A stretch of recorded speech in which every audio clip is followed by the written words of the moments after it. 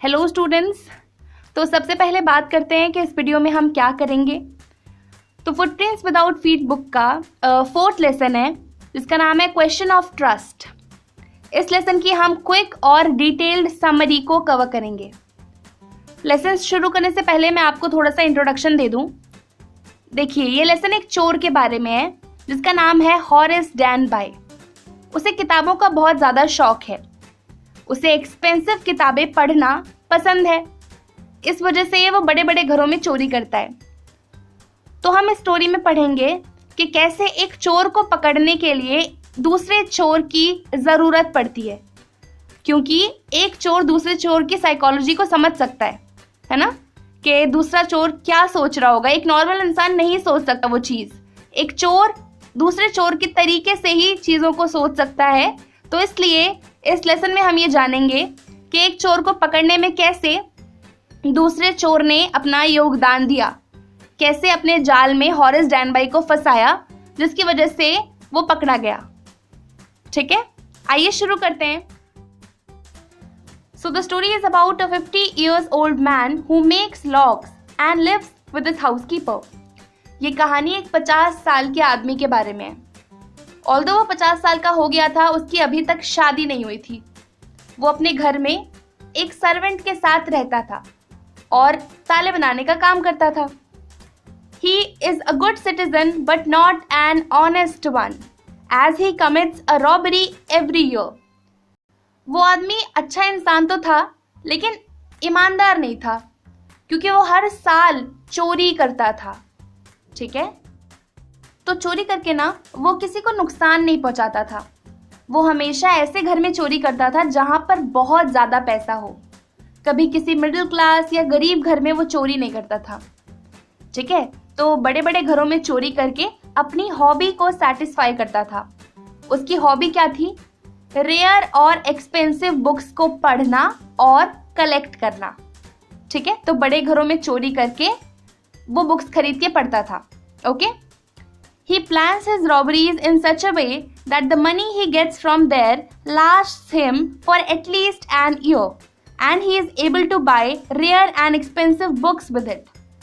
वो अपनी चोरी को इस तरह से प्लान करता था कि साल में एक बार चोरी कर ले तो पूरे साल बैठकर खा सके, साथ ही साथ में रेयर और एक्सपेंसिव बुक्स जो कि उसका शौक है उसे पूरा कर सके। He buys these books because he is really fond of collecting rare and expensive books. तो वो बड़े घरों से चोरी करके एक्सपेंसिव और रेयर बुक्स को खरीद कर पढ़ता था, क्योंकि उसे बुक्स कलेक्ट करना बहुत अच्छा लगता था। बुक्स भी ऐसी कोई आम बुक्स नहीं, रेयर और expensive books. He plans to commit a robbery at a grange named Shotover Grange. Grange का मतलब होता है घर, कंट्री साइड पर, मतलब आउटस्कर्ट्स में जो घर होता है उसे हम ग्रेंज बोलते हैं। सो ही डिसाइड्स कि मैं शूटओवर ग्रेंज नाम के घर में चोरी करूंगा। ठीक है, वो घर हिली एरिया में होता है, आउटस्कर्ट्स में होता है। सो ही डिसाइड्स कि मैं इसमें आराम से चोरी कर सकता हूँ। He takes all the information about the house, like where the family had gone, how many servants were there in the house, what was the name of the dog, the wiring in the house, the safe in the house, and even the information like how much worth of jewels were there in the safe. उसे शूटओवर grange में चोरी करनी थी।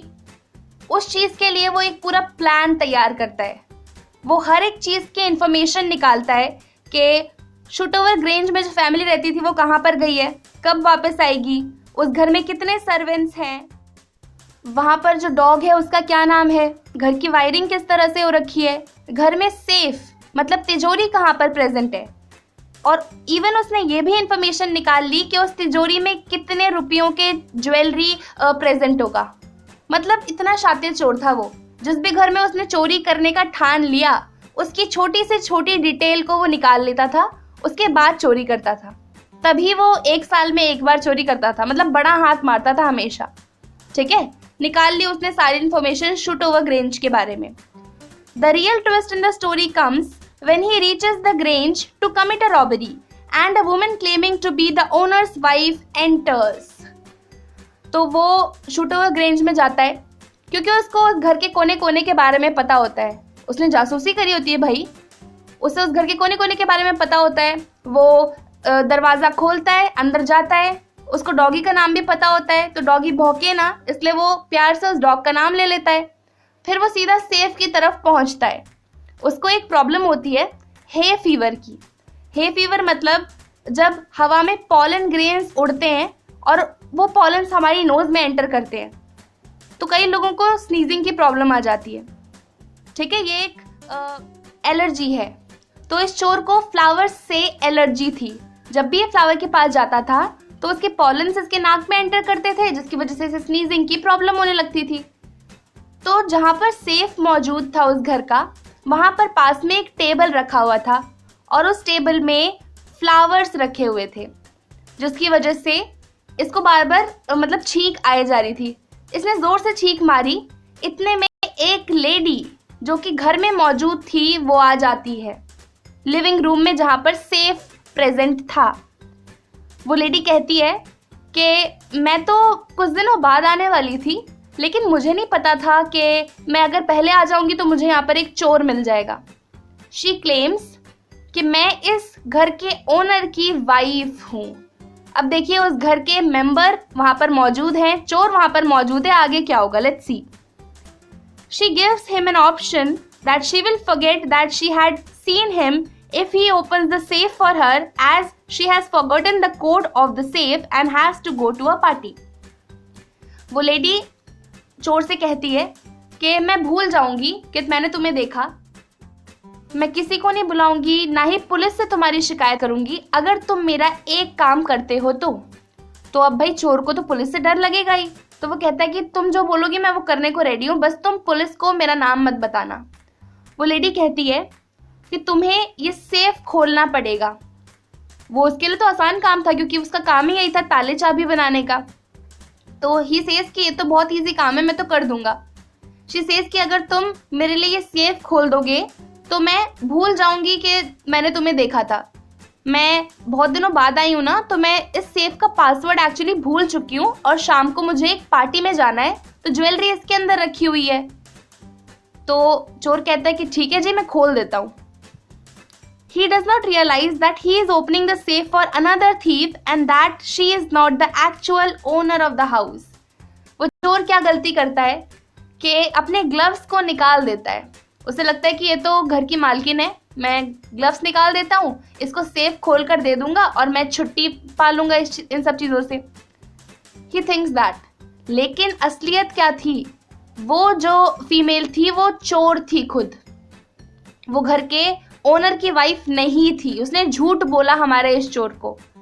ठीक है, तो अब देखिए, बिना ग्लव्स के वो स्लेव को खोल देगा तो जाहिर सी बात है फिंगरप्रिंट उसके ऊपर आ जाएगा। तो चोरी तो इस फीमेल के लिए करी उसने, लेकिन पकड़ा तो वो जाएगा। समझ रहे हैं? अब देखते हैं आगे क्या होता है। तो उसने बिल्कुल भी इस चीज पर ध्यान नहीं दिया कि वो बिना ग्लव्स के सेफ को खोल रहा है। ठीक है, फिर वो सेफ खोलता है और सारी ज्वेलरी उस लेडी को दे देता है। He leaves happily thinking that he is safe, but he does not realize the fact that he had opened the safe for someone else, that too without wearing his gloves. वो jewellery देने के बाद वो चुपचाप वहां से निकल जाता है। वो सोचता है कि अब वो बच चुका है, अगर वो लेडी पुलिस को या किसी और को मेरे बारे में बता देती तो गड़बड़ हो जाती। वो खुशी खुशी वहां से बाहर निकल जाता है। ये बिल्कुल भी ध्यान में नहीं आता उसके कि मैंने बिना ग्लव्स के सेफ खोल दिया, और अगर वो लेडी झूठ बोल रही होगी तो, अगर वो उस घर की मालकिन नहीं हुई तो मैं फंस जाऊंगा। ये चीज वो बिल्कुल नहीं सोचता उस वक्त। 3 days later, a police officer comes and arrests him, saying that his fingerprints had been found at the Shutover Grange. ठीक 3 दिन बाद एक पुलिस वाला आता है उसके घर पर और उसे अरेस्ट कर लेता है, ये कहते हुए कि शुटोवर ग्रेंज में चोरी हुई है और तुम्हारे फिंगरप्रिंट्स पूरे रूम में मौजूद हैं। मतलब वो लेडी घर के ओनर की वाइफ नहीं थी, वो खुद एक चोर थी और उसने बड़े चतुराई से इस चोर को झांसा दे दिया। ठीक है, He then realizes that he had been fooled by a lady who was herself a thief and from the same background as his. जब पुलिस उसे अरेस्ट कर लेती है तब उसे समझ आता है कि ये जो लेडी थी ये तो मेरी बैकग्राउंड की थी, इसने तो मुझे ही चकमा दे दिया। ठीक है। He is sent to the jail and becomes an assistant librarian. उसे उठाकर जेल में डाल दिया जाता है और वो वहां पर असिस्टेंट लाइब्रेरियन के तौर पर काम करना चालू कर देता है। उसने बहुत कहा कि मैंने चोरी नहीं करी शूट ओवर ग्रेंज पर। कोई एक लेडी थी, उसने मुझसे कहा था कि सेफ को खोल दो मेरे लिए, मैं इस घर की मालकिन हूँ। तो कोई भी उसकी बात का यकीन नहीं करता। एवरीबडी थिंक्स कि कहानियां बना रहा है, लेकिन आप और हम जानते हैं कि सच क्या है ना। तो उसकी बात पर कोई भी यकीन नहीं करता और उसे उठाकर जेल में डाल दिया जाता है और वो जेल में असिस्टेंट लाइब्रेरियन के तौर पर काम करना चालू कर देता है। He feels angry whenever someone talks about honor among thieves, as he had been cheated by one of his own community. तो अब कोई भी इस बारे में बात करता है कि एक चोर दूसरे चोर के प्रति ऑनेस्ट होता है। चोर चोर मौसेरे भाई, आपने ये बात सुनी होगी। तो कभी भी कोई भी ऐसी बात बोलता है कि एक चोर दूसरे चोर के प्रति ऑनेस्ट होता है, कि दो चोर एक दूसरे को कभी चीट नहीं करते, अच्छे से कोऑपरेट करते हैं, साथ में मिलजुल कर रहते हैं। कभी कोई ऐसी बातें करता है तो उसे बहुत गुस्सा आ जाता है। क्यों? क्योंकि उसी की कम्युनिटी की एक लेडी ने उसके साथ छल किया, जिसकी वजह से वो आज जेल में मौजूद है। ठीक है, समझ आ गया? तो जब भी कोई ऐसी बातें करता है कि एक चोर दूसरे के प्रति ऑनेस्ट होता है हमेशा, तो उसे गुस्सा आ जाता है, क्योंकि उसे उस लेडी की याद आ जाती है जिसने कुछ टाइम पहले उसे धोखा देकर सारे ज्वेलरी शूट ओवर ग्रेन से चुरा लिए थे। तो यहाँ पर हमारी स्टोरी खत्म होती है। आई होप आपको चीजें समझ आई हो, स्टोरी क्लियर हो गई हो या कोई डाउट हो तो प्लीज उसे कमेंट सेक्शन में जरूर मेंशन करें। तो इस वीडियो को इतना ही रखते हैं और आपसे मिलते हैं हम आगे आने वाले वीडियोस में। तब तक के लिए bye bye, take care, have a great day.